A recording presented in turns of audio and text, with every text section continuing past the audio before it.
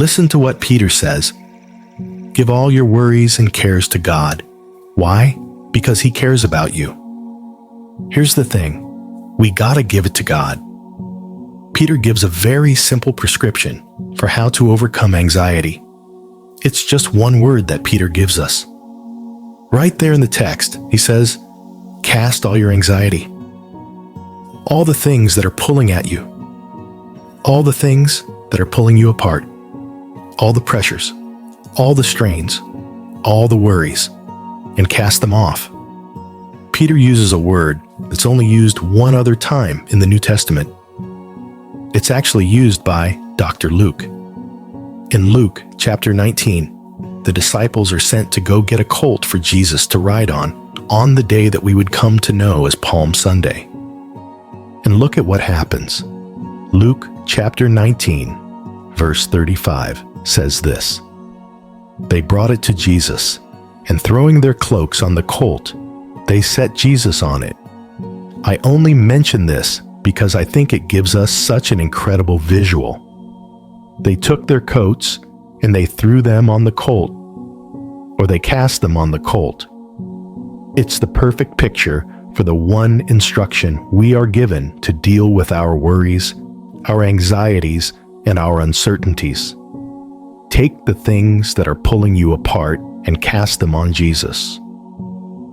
The scripture says cast all your anxieties on Him. One antidote for anxiety is you have to give it to God. You can't go around carrying everything, trying to figure it all out, living in tomorrow, wondering how it's going to work out. What if my health doesn't improve? And what if my company has layoffs? This family member did me wrong. I got to fix that. You're weighing yourself down, carrying things you were never meant to carry. That's why you can feel worn out and not able to sleep at night. Do yourself a favor and start casting those anxieties. They're going to come, but if you're going to stay in peace, you have to get good at turning them over to God. The word cast is an action word. When you're fishing, you cast the rod.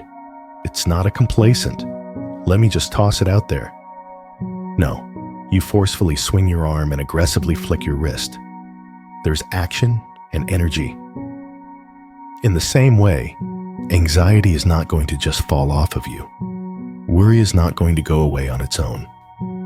You can't just sit back and hope that things will change. You have to do some casting. When thoughts come, what's going to happen with your children? What if your business doesn't make it? What if you can't pay your bills? The enemy would love for you to worry about things that are never going to happen. He'd love for you to miss the beauty of this day because you're so anxious about tomorrow. Don't fall into that trap. God has not failed you in the past, and He's not going to fail you now. The mark of spiritual maturity is not the ability to carry greater or more circumstances or responsibility.